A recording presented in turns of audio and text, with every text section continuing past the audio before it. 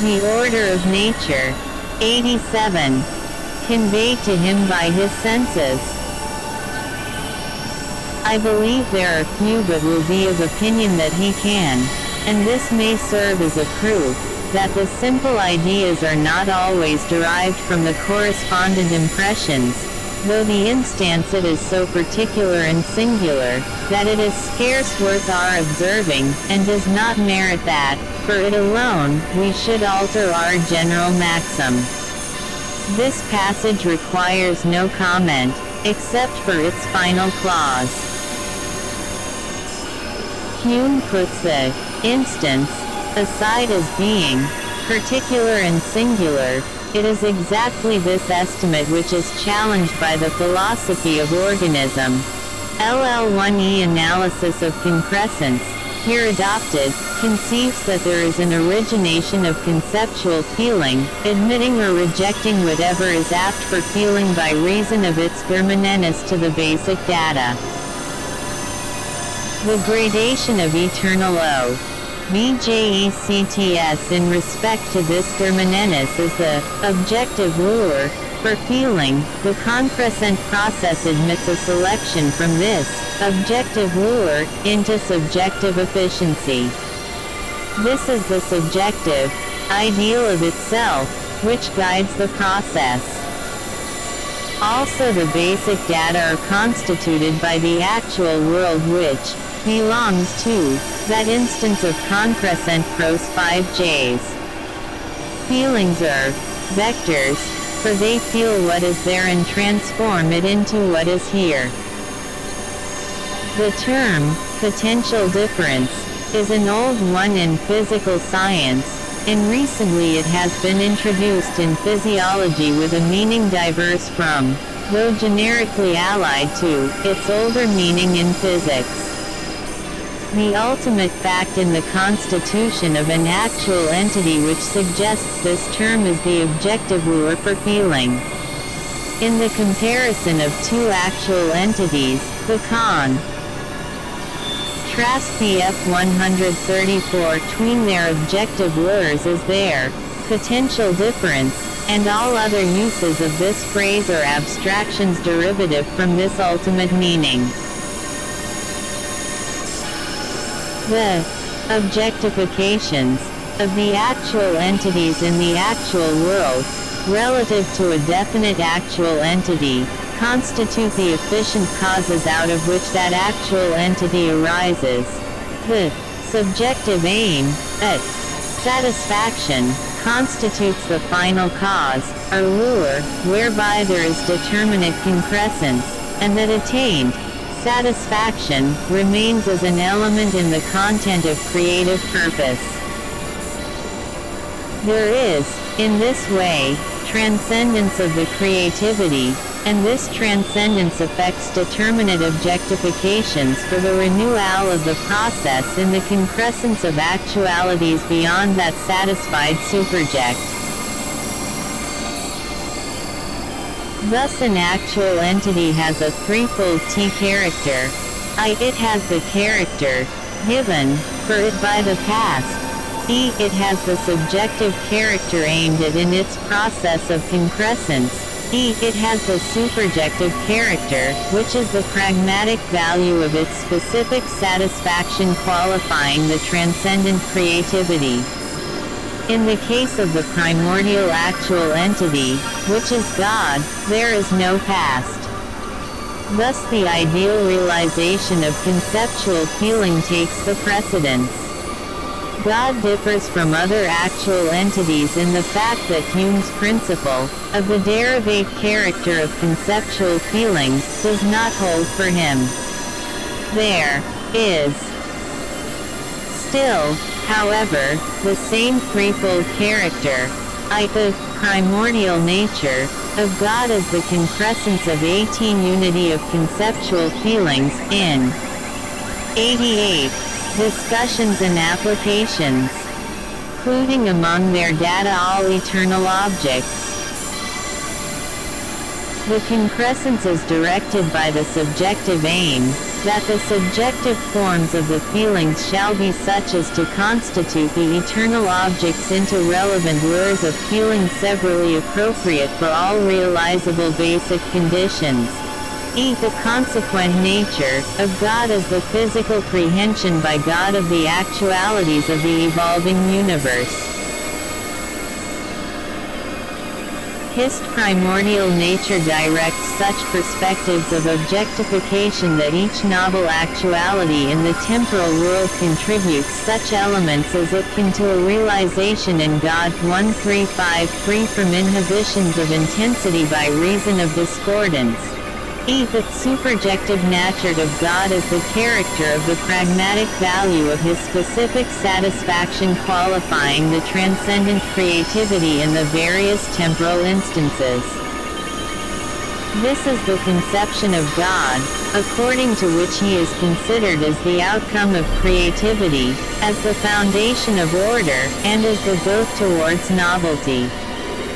Order and novelty are but the instruments of his subjective aim, which is the intensification of formal immediacy. It is to be noted that every actual entity, including God, is something individual for its own sake, and thereby transcends the rest of actuality. And also it is to be noted that every actual entity, including God, is a creature transcended by the creativity which it qualifies. A temporal occasion in respect to the second element of its character, and God in respect to the first element of his character satisfy Spinoza's definition of substance, that it is causa sui. To be causa sui means that the process of concrescence is its own reason for the decision in respect to the qualitative clothing of feelings. It is finally responsible for the decision by which any lure for feeling is admitted to efficiency. The freedom inherent in the universe is constituted by this element of self-causation. In the subsequent discussion, actual entity will be taken to mean a conditioned actual entity of the temporal world, unless God is expressly included in the discussion. The term actual occasion will always exclude God from its scope. The philosophy of organism is the inversion of Kant's philosophy. The critique of pure reason describes the process by which subjective data pass into the appearance of an objective world.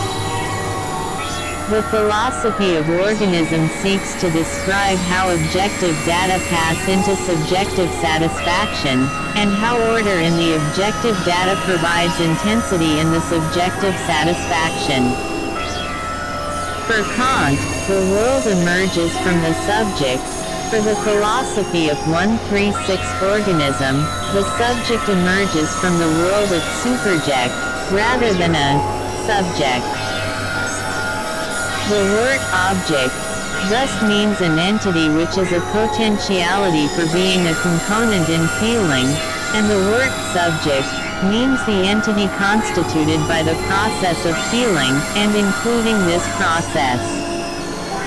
The feeler is the unity emergent from its own feelings, and feelings are the details of the process intermediary between this unity and its many data. The data are the potentials for feeling, that is to say, they are objects. The process is the elimination of indeterminateness of feeling from the unity of one subjective experience. The degree of order in the datum is measured. The order of nature. 89 by the degree of richness in the objective lure. The intensity achieved belongs to the subjective form of the satisfaction. Section 2. It has been explained in the previous section that the notion of order is primarily applicable to the objectified data for individual actual entities. It has been necessary to give a sketch of some categories applying to an actual entity in order to show how this can be the case. But there is a derivative sense of the term order, which is more usually in our minds when we use that word. We speak of the order of nature, meaning thereby the order reigning in that limited portion of the universe, to or even of the surface of the earth, which has come under our observation. We also speak of a man of orderly life, or of disorderly life. In any of these senses, the term order evidently applies to the relations among themselves enjoyed by many actual entities which thereby form a society. The term society will always be restricted to mean a nexus of actual entities which are ordered among themselves in the sense to be explained in this sec. On point 3137, the point of a society, as the term is here used, is that it is self-sustaining, in other words, that it is its own reason. Thus a society is more than a set of entities to which the same class name applies. That is to say, it involves more than a merely mathematical conception of order. To constitute a society, the class name has got to apply to each member, by reason of genetic derivation from other members of that same society.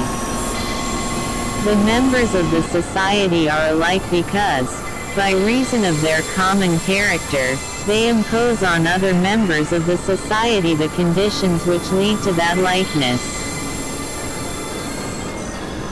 This likeness consists in the fact that a certain element of form is a contributory component to the individual satisfaction of each member of the society, and that the contribution by the element to the objectification of any one member of the society for prehension by other members promotes its analogous reproduction in the satisfactions of those other members.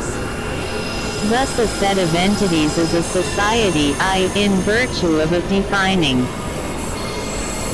characteristic, shared by its members, and in virtue of the presence of the defining characteristic being due to the environment provided by the society itself.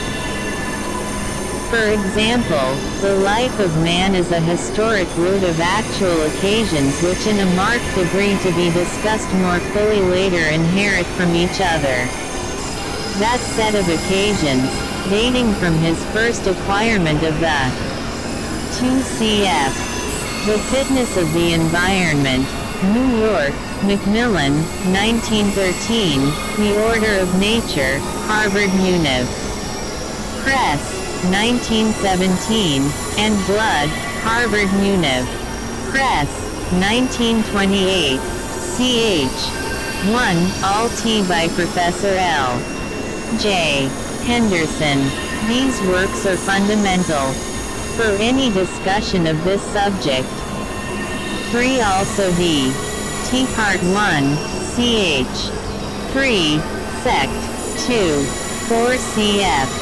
Part 1, ch. 3, Sect. 2, 90. Discussions and applications. Greek language and including all those occasions up to his loss of any adequate knowledge of that language, constitutes a society in reference to knowledge of the Greek language. Such knowledge is a common character tildeistic inherited from occasion to occasion along the historic route. This example has purposely been chosen for its reference to a somewhat trivial element of order, viz., knowledge of the Greek language. A more important character of order would have been that complex character in virtue of which a man is considered to be the same enduring person from birth to death. Also in this in f 138, stance the members of the society are arranged in a serial order by their genetic relations. Such a society is said to possess personal order. Thus a society is, for each of its members, an environment with some element of order in it, persisting by reason of the genetic relations between its own members. Such an element of order is the order prevalent in Th society. But there is no society in isolation. Every society must be considered with its background of a wider environment of actual entities, which also contribute their objectifications to which the members of the society must conform. Thus the given contributions of the environment must at least be permissive of the self-sustenance of the society. Also, in proportion to its importance, this background must contribute those general characters which the more special character of the society presupposes for its mem-bers. But this means that the environment, together with the society in question, must form a larger society in respect to some more general characters than those defining the society from which we started. Thus we arrive at the principle that every society requires a social background, of which it is itself a part. In reference to any given society, the world of actual entities is to be conceived as forming a background in layers of social order, the defining characteristics becoming wider and more general as we widen the background.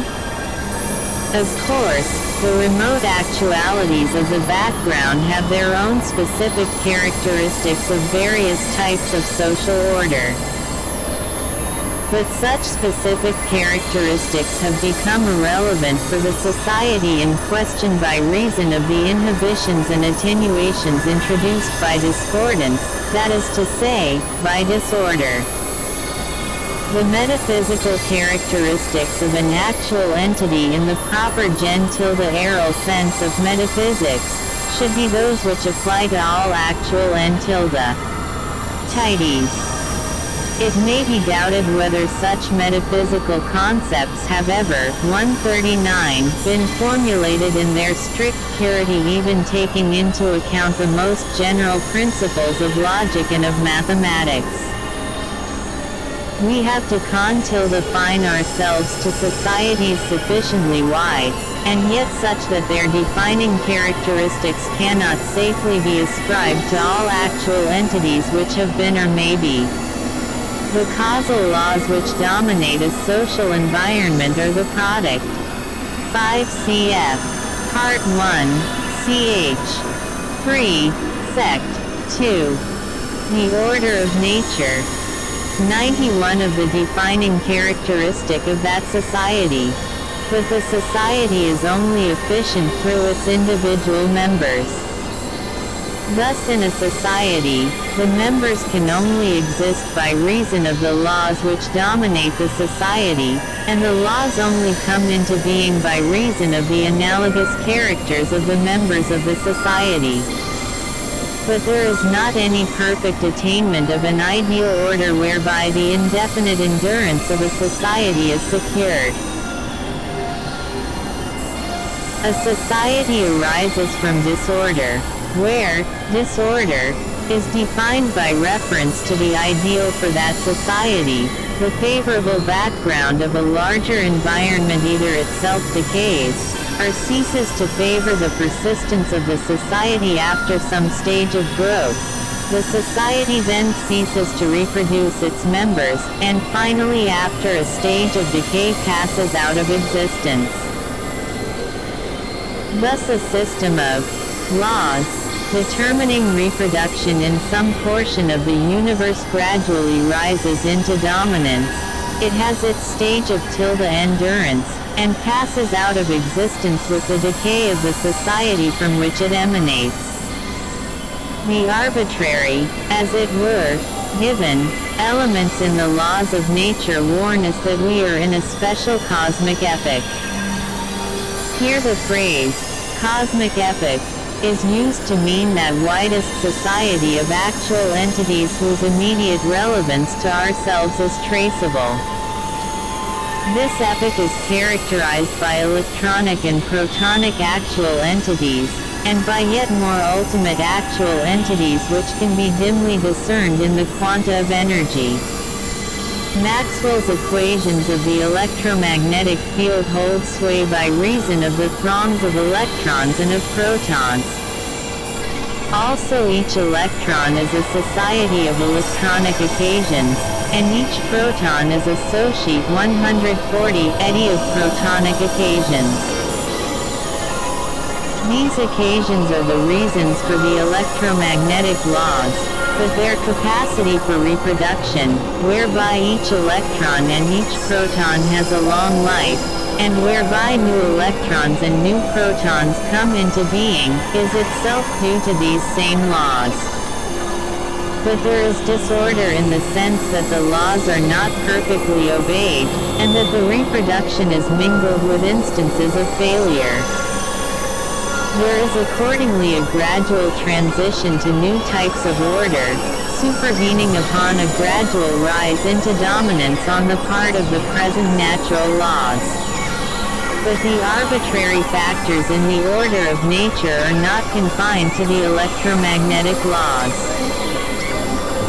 There are the four dimensions of the spatio-temporal continuum, the geometrical axioms, even the mere dimensional character of the continuum apart from the particular number of dimensions and the fact of measurability.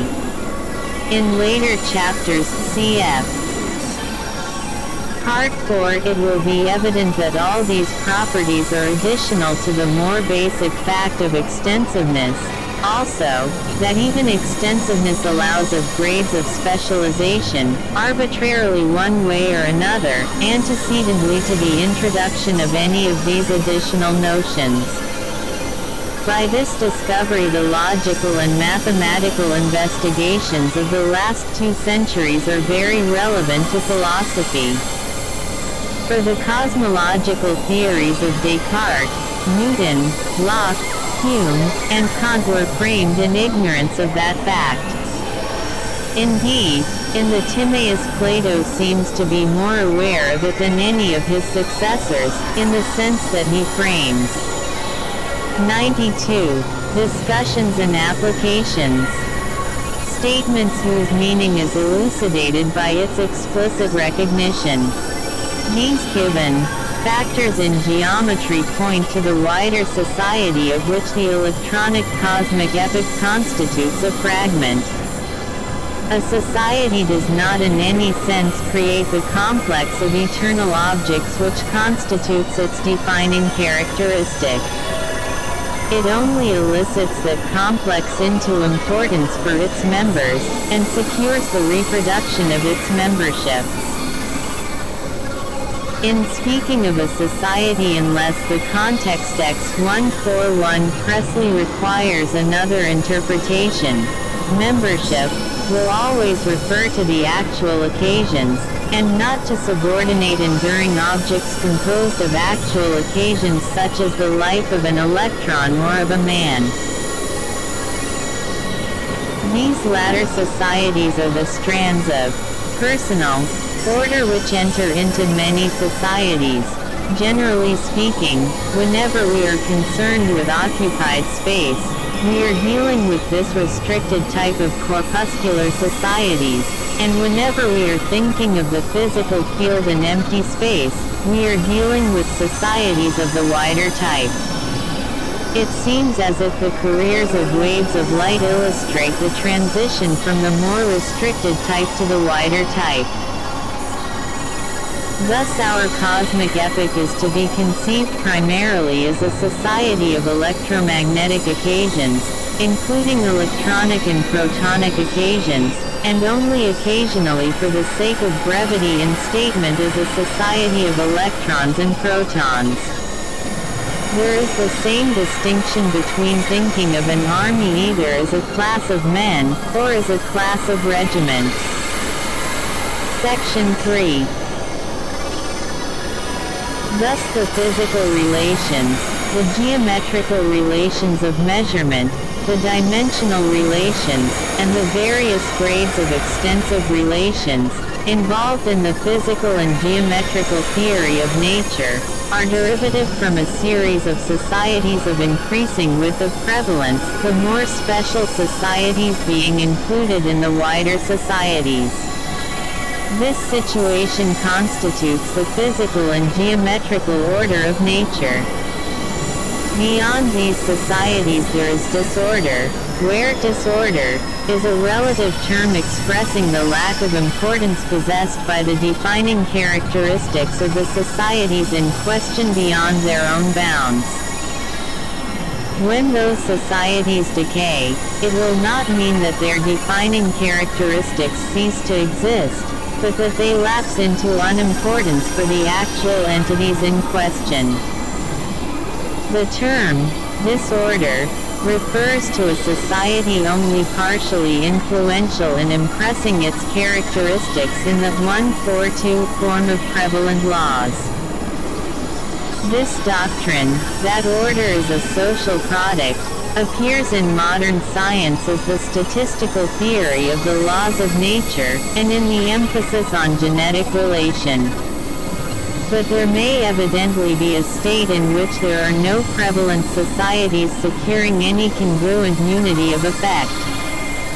This is a state of chaotic disorder. It is disorder approaching an absolute sense of that term. In such an ideal state, what is given, for any actual entity is the outcome of thwarting, contrary decisions from the settled world. Chaotic disorder means lack of dominant definition of compatible contrasts in the satisfact. The order of nature. 93 tions attained, and consequent enfeeblement of intensity. It means the lapse towards slighter actuality. It is a natural figure of speech, but only a figure of speech, to conceive a slighter actuality as being an approach towards nonentity. But you cannot approach nothing, for there is nothing to approach. It is an approach towards the futility of being a faint compromise between contrary reasons. The dominance of societies, harmoniously requiring each other, is the essential condition for depth of satisfaction. The Timaeus of Plato, and the Scholium of Newton, the latter already in large part quoted, are the two statements of cosmological theory which have had the chief influence on Western thought. To the modern reader, the Timaeus, considered as a statement of scientific details, is in comparison with the Scholium simply foolish. But what it lacks in superficial detail, it makes up for by its philosophic depth.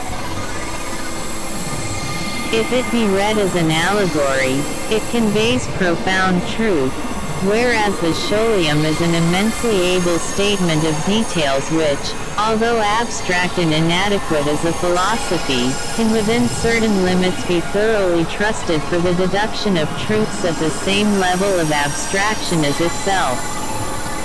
The penalty of its philosophical deficiency is that the Scholium conveys no hint of the limits of its own application. The practical effect is that the readers, and almost certainly Newton himself, so construe its meaning as to fall into 143 what I have elsewhere termed the fallacy of misplaced concreteness. It is the office of metaphysics to determine the limits of the applicability of such abstract notions. The Scholium betrays its abstractness by affording no hint of that aspect of self-production, of generation, of CP60L tilde, of natura naturans, which is so prominent in nature. For the Scholium, nature is merely, and completely, there, externally designed and obedient. The full sweep of the modern doctrine of evolution would have confused the Newton of the Scholium, but would have enlightened the Plato of the Timaeus. So far as Newton is concerned, we have his own word for this statement. In a letter to Bentley, He writes, "When I wrote my treatise about our system, I had an eye upon such principles as might work with considering men for the belief of a deity." 7. The concept in Newton's mind is that of a fully articulated system requiring a definite supernatural origin with that articulation.